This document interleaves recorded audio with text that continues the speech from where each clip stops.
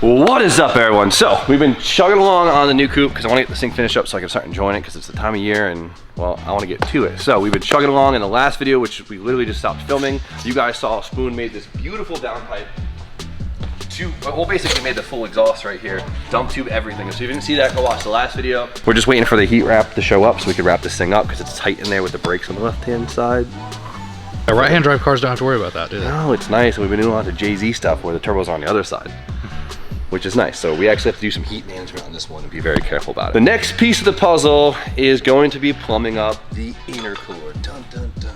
In the last video you guys saw, we got this beautiful Phoenix front mount. We got it mounted up, very happy. We have it taped off so we don't bend any fins just yet. And now it is time to connect A to B and then C to D. Easy. Spoon's jamming, so let's get to work. We needed to finish the exhaust before we could do the intercooler piping because we needed to know where our turbo was gonna be positioned. Since this turbo is a V-band and not like a T2, T3, it could rotate. So we had to figure out how much we wanted to rotate it to get us away from the brakes. And so now that it's in a fixed position, we can move on to the intercooler piping. So for the turbo side, I like to use something small. We're gonna use 2.5. We can go 2.5 off the turbo and go right to the intercooler in 2.5. So what we did was ordered up a couple vibrant 90s and 45s. And now it's Spoon's favorite part of playing pipe Lego. There's another game. There's a better game than Snake. Shoots and ladders. Shoots and ladders. Oh, yeah, right? Candyland. Eels and escalators. Eels and escalators. Whatever. Mark, cut, tack, repeat. While Spoon works on the intercooler piping, I'm gonna be working on the power system. I always want to say right. What do people say instead of saying right? They just end sentences without enders. It's weird, kind of say period. So I got this new battery tray, just finished mounting it up. And this will get our battery mounted in the trunk. Putting it on the opposite side of the driver to really corner balance this car. You know, really putting a lot of thought into it. You decide where the sub is gonna go yet? Yeah, the sub, yeah. Actually, that's what I'll do. We'll put the car in scales, we'll put me in the car, and then we'll use a big 12-inch sub to help corner balance it. We got a nice overpriced Optima battery. I usually use a Group 35 battery that we get in-house, but we didn't have a lot of room for it. So this is like the Optima 51R. It's like a Honda CR-V battery. They fit really good, so. Now, first big question, do we want terminals on this side or the other side? Want to flip a coin? We mounted the battery.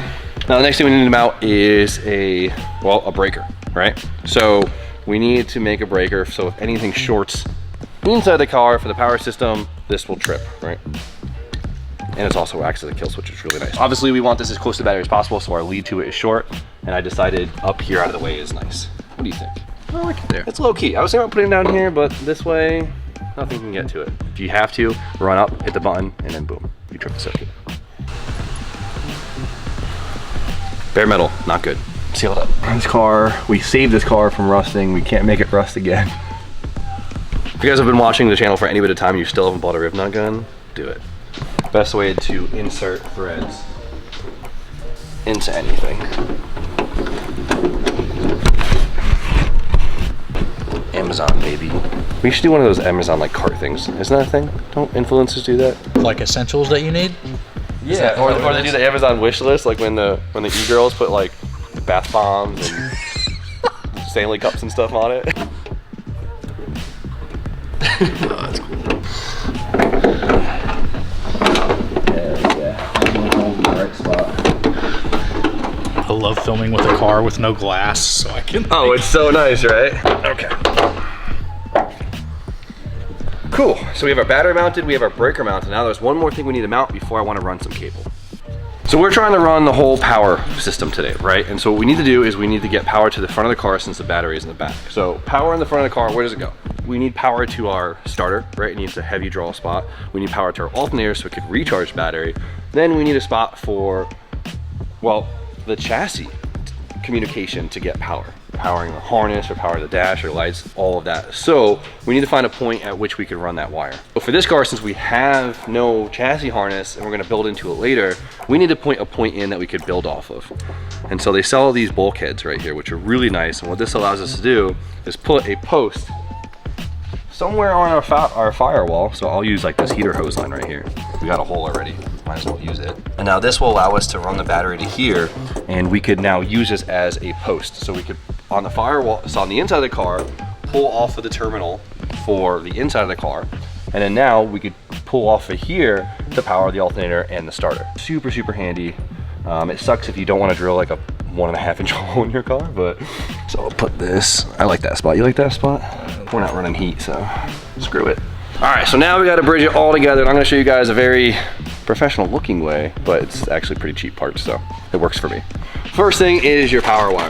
Power wire is a big one, and I see a lot of guys go online and get like the audio power wires. They get like a double zero gauge. Super thick. It's crazy. You really don't need to go that thick. I mean, if you have a lot of crazy accessories, like you have secondary water pump, maybe a pump for your supercharger, like maybe I'd upgrade to a thicker cable, but I always use 4 gauge. It's always done me fine. It doesn't overheat as long as you have good grounds and you do everything properly. So what I get is welding cable. It's like the cheapest cable you can get. This is, they sell them at welding stores. You can get them on Amazon, and this is literally meant to be for grounding cables on like welders. Easy. If you buy it for automotive, it's just like triple the price. Maybe there's downfalls to it. I haven't found any yet. Maybe the insulation isn't as strong, but this is the cheat code that works for me. I hope I don't doom you guys by telling you to do this, but it's in every car, so. And then we need ring lugs, which you can get on Amazon, or you can just go to your local Advanced and get these. And then to make it all look fancy, heat shrink. This is the difference between it looking crappy and cool. It's just putting heat shrink on it, so. Get heat shrink. So we have to bridge this all together. So first step, we'll make a rough measurement of what we want. Like that. Raise her off a little bit. Slip the lug on. At this point, you could either whack it with a hammer. Pinch it with a vise. Pinch it with a vise. Do what you gotta do. They sell these little hydraulic crimpers. They're actually pretty cheap, once again. Amazon. We just need to make a damn Amazon cart for you guys. Like, I'm not the biggest fan of using Amazon things, but if they work, you're saving you money. Maybe a Harbor Freight list. Harbor Freight list, is that any better? Crimp it, that was a little OD. So it doesn't go nowhere. Give it a pull test. No, I'm not this. Pull test. Ain't go nowhere. Then the heat shrink to tie it all together.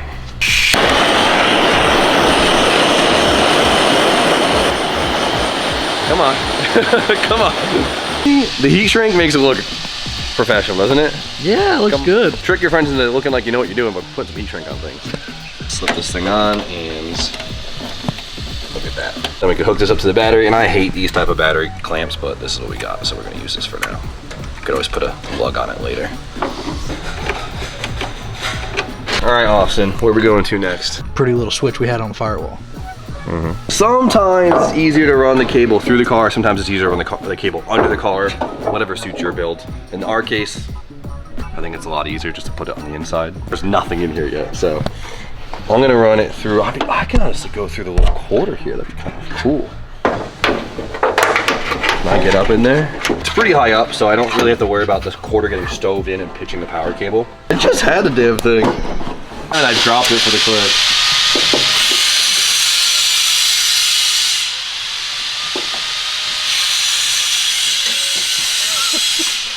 Oh, you find this funny, don't you? You're fishing for it, aren't you? That's right. Who's your daddy? Hey. Look at that. So it's hard to tell, but I put a piece of edge guard on that little circle right there, since it is wired just rubbing on metal. So now we'll be good. We could run this in a million different ways, and the question is, how do we want to do this? And we're just going to try to think ahead. So you never really want to put wire between your cage and your chassis, right? Because things that happen, they get squished together, you squish your power wire, and that's not good. There's a short, could be a fire, could just shut your car off, and you don't want that, so it sucks. So that's a good way to think about it. Anything inside the cage is safe. It's safe, exactly. So we got to keep it on the inside of the cage. As nice it would be to run through the rocker, because we could literally just run it through the rocker, but your rocker can get squished. Exhibit A. Exhibit A. Gone. so we can either go on the outside and then go over the firewall, or we can go here and just go up. I'm feeling here and up, to be fair. So pretty much you just have to decide if you want to come over here or if you want to come over there. Yeah, I'm thinking we just keep it simple. We just go down like this. Just let the carpet hold it in place. Easy. This on the outside. We can go up and over, but I think it keeps it simplest if we literally just go straight up right here, and the carpet will kind of hold all that in place. Take this. So now that we have our power source on the firewall, we have to bring power to our two main pieces, right? Our alternator and our starter. So we can either go straight from the terminal to the starter, straight from the terminal to the alternator, or we can kind of bridge them in series, right? Which I like to do. It's a lot cleaner in most setups. Sometimes the alternator and the starter on different sides. That's when you have to pick your poisons, but for us, they're right next to each other. So I got these two lines. Remember, you could always bend the ends of them too and make them sit better. And then we'll do one of these. Boom. There we go. Our power system is now done, which is sick. So all we have to do now is ground the battery to the chassis, engine to the chassis.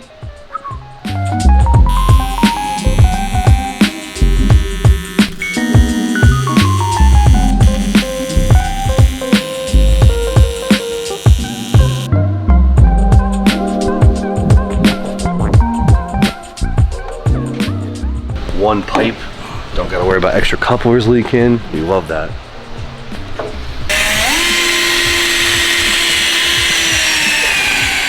We just painted this thing. What are you doing? This is what happens. You could always prepare for how many rib nuts you're gonna add. Like all the rib nuts in the front of the bag, I actually pre-prepared for before we painted it.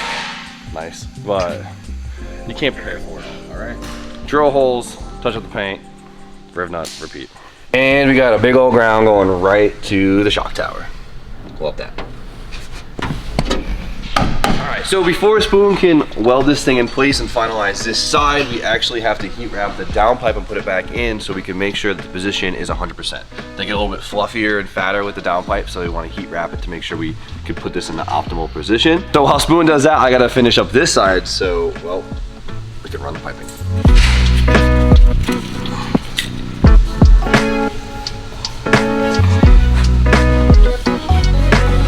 For heat wrap, we're using Fuck Motorsports. I like their stuff. It doesn't discolor, it doesn't deteriorate.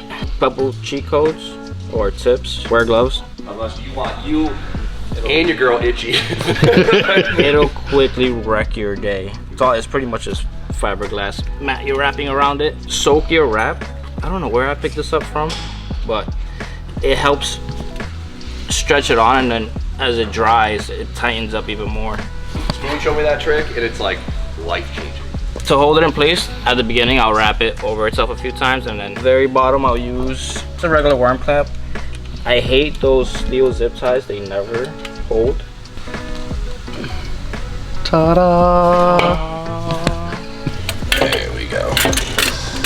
So you might notice a couple things here. One, there's no throttle body on here, and two, I have like washer stuff between here. So when you're converting to top feed injectors on your S14, S15, SR, what happens is you run out of room between the plenum and the rail, even with the shorter injectors. So you have to space out your plenum, and obviously you can't run it like this because there's a huge gap here, but they sell plenum spacers, which I had to order, but it's coming from Australia and hopefully here any day now. So I have it spaced out to the correct spacing so we know where it's gonna land. And on top of that, throttle body. What are we gonna do for a throttle body? Stock SR throttle body, it's fine. But they're getting old, they're a little tricky to find. I don't have one. And well, it's the future. And what does the future call for?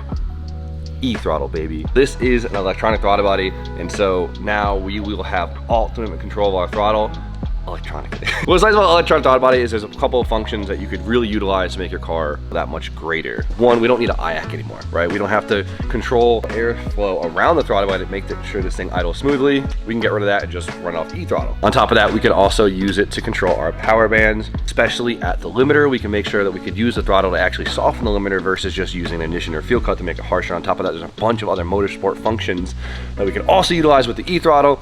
And to be fair, you could dial in your throttle curve as much as you want. Like a lot of guys have a bad taste in their mouth about E-throttles, just not liking the pedal feel. But realistically, if you set the tune up correctly, this should feel almost identical to a typical cable throttle. I'm a big fan. So Bosch basically sells these throttle bodies in almost any size you need, and they're cheap, dude. They're like $160 brand new. I think a used SR crusty one is a lot more than that. Literally cheaper. These things are so, you buy it brand new, $163. But to adapt it to our plenum, of course we need something. So outside of garage is the E-throttle adapter. Boys, they make the E-throttle adapter for a bunch of different cars, a lot of Nissan. So with this little plate right here, which is O-ringed, no stupid paper gasket, we will be able to convert our SR plenum to E-throttle. So the boys at Outsider Garage utilize studs, which I really like. It'll make servicing a lot easier, and obviously studs are always stronger than bolts. Since we don't have that many threads on a piece of aluminum, studs are always preferred. And of course, seat the stud properly. Then we have our pretty little adapter here, which actually looks really nice. Then whatever orientation works best for you. Put it here, put that. Nope. Perfect. And it's nice because it's O-ring, so we can take it on and off a bunch of times without having any issues versus having to use a paper gasket or RTV. That looks so sick. This is such a nice piece. This is a 63mm throttle body, basically the same size as OEM. Port on the manifold isn't really much bigger. Going with a bigger throttle body at our power level really wouldn't help us. It would just kind of make drivability worse. So, and then we got our Phoenix coupler. Fits right on. Look at that. Look at that. That looks sick, dude. Every little piece that comes together, it just looks so much cool. So just like you guys saw us do on the exhaust, for the last tack that finalizes the side, we're gonna do on the car so we don't lose any of that fitment when we're making marks and moving it to the bench, right? Tack it when it's together, and it'll fit perfectly welded, hopefully. So to go with our E-throttle, we need a pedal that can send a signal to the throttle body. So there's a bunch of options you could utilize, especially in the S chassis, but for me, Outsider Garage makes this beautiful bolt-in E-pedal for the S chassis. Now they sell this for a bunch of different chassis, but this one exclusively for the S chassis. This thing is adjustable in many different ways, and we could set position, move it up and down. It's nice and tight, because nothing's worse than a super flimsy, loose E-throttle, at least that's my opinion. A lot of like the factory E-throttle stuff, they're very, very soft. They're very loose, and like coming from someone who really enjoys pedal resistance, a lot of E-throttles do not have good resistance, and this one has a nice spring in it, so you actually feel like you're doing something. We feel like we're doing something, and we're not just telling a computer to do something. That makes sense. It uses a very common TPS, which is easy to get, so God forbid this goes bad, which it probably won't. You can get to it, and this one bolts directly into the S chassis. See how cool this thing looks in the car.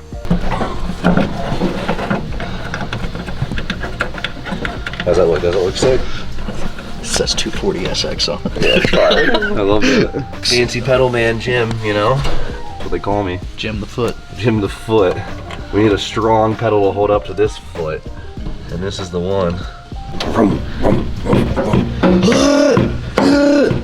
Oh, a rocker arm. Oh no. Angle feels good. I like it. It's good. So now that we're going E-throttle, it definitely makes our harness a little bit more intricate, but obviously it's something the Link can't handle, and it'll be worth it massively in the long run.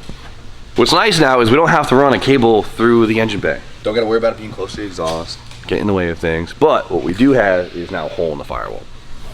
So if you're worried about weather conditions and things getting in there, we have this. Outsider Garage makes this little delete plate, a little O-ring, bolted on, no more worries. There we go. See, that looks awesome. Good piece.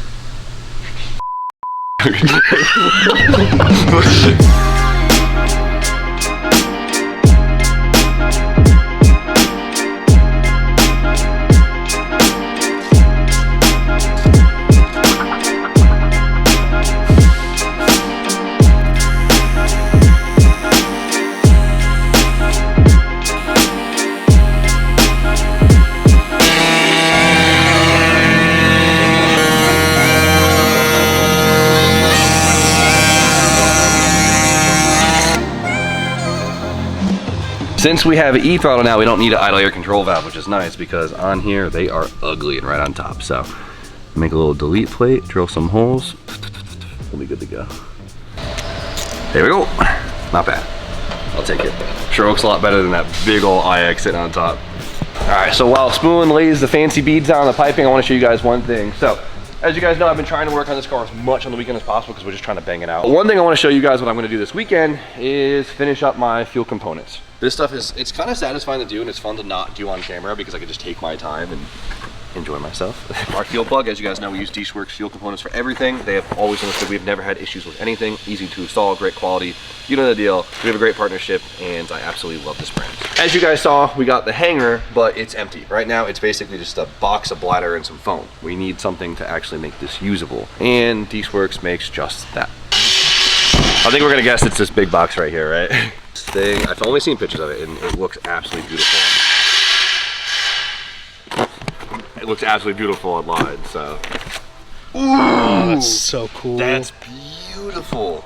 And what's awesome about this is also a surge tank. So not only is it, you know, a hanger, but it has a surge tank built in. Remember how we did the surge tank on the Sonda where we needed the extra tank to minimize fuel slosh or eliminate fuel slosh because we're drifting, cars going back and forth, your fuel's going back and forth, and we can't afford for the fuel to not be where the pump needs it to be. This hanger right here that will always guarantee that fuel is getting into the pump no matter how low we are on fuel. Dire for drift cars. In-tank surge tank. It's great, right? We'll have our lift pump, and then we'll have our 2 feed pumps right here so we can run dual pumps, of course. Nice barbs on the top for wiring. We have big juicy feed, big juicy return, and then of course we got to vent it so pressure could relieve the tank as fluid exits it, right? And then we have our 2 spots where we want to put our, I think one will be for level sensor and one will be for obviously fill. This will be a little intricate of a setup. It always looks really intimidating, ridiculous, and you just start doing it and it comes together really quick. All the fittings and couplers for it. And then of course, literally my favorite product that came out this year, the DW 420. This is a gangster fuel pump. The flow rate of this thing for how small, look how small this thing is. It's a weird comparison. I'll compare it to, like holding Also, what do I compare this thing to? Spray can. Look how small this thing is. 420 liters per hour. This thing is ridiculous, and has a high literage, but it also is sturdy. I see a lot of these high liters pumps not last very long. These things are incredible. So, of course, we'll be running those in the car. Same with all the other front street cars, so we all are on the same fuel system. The great thing is, I don't need 2 fuel pumps for this car. It doesn't need it. It doesn't need that much fueling. But what's great about it is, God forbid you had any type of fueling issue where the pump did die. You know, say something that the wiring was a little dodgy, it was shorting and it killed the pump or whatever. Things happen.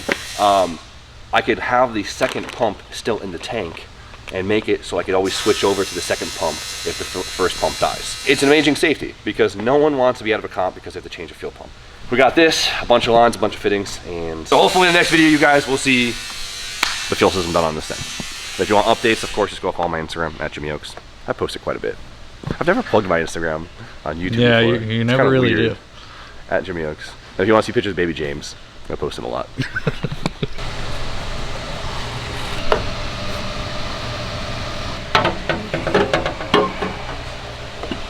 Pretty piece. And of course, guys, never forget your intake air temperature sensor. Always put it as close to the throttle body as you can, and that will of course measure the temperature of the air so that ECU can do the correct fuel calculation for speed density. The car is looking pretty awesome. Intercooler piping always makes it look like you're ready for a tune, and then you're good to go. So we'll put on Marketplace, just needs a tune, get all the money for it, we're good to go. Right, that's what we said. Piping came out amazing, of course. Super high from the e-throttle setup. I'm gonna finish the fuel system this weekend, which means realistically, if I had it wired, we could start it, which is cool. That's big news. There's a bunch of stuff I need to tidy up, and we still have a bunch of lines. We got brake lines, power steering lines, all that. It never ends, but we're getting somewhere, and it actually is starting to look like something incredible. And I think I say that every video, but it's because every time we get more. It's cool. Yeah, these are the satisfying moments. We're actually building the car now. Exactly. So we're banging it out, and I hope this is a really cool recipe for you guys. I think it's simple because it's really just bolt-on stuff, a lot of it. Modernizing it, and I'm really excited to enjoy it. I know you love this car, Carter. Yeah, it's sick. Perfect motor, perfect chassis. It's like, just easy. It's just easy. So it's Friday. It's Friday. It's been a long day. You know what time it is, baby? It's finally time to just enjoy a breezy end of the day. Finally get to unwind. Have a good weekend. So hope you guys enjoy your weekend. And it's Mother's Day tomorrow if you're watching this. So make sure you wish your baby mama, your grandma, all happy Mother's Day because they deserve it. So crack a breezy, and if you guys want to know where to find these, because I get a million DMs a day, I can't find them. They're almost in every state, and we're gonna put the store locator in the description. So if you want to find what store near you has Breezy, click the link in the description and well, try it for yourself. Just remember, shake it up, pretty damn good. But for now, you guys know the deal. Like, comment, subscribe. Stay tuned for more content. We'll see you guys very shortly.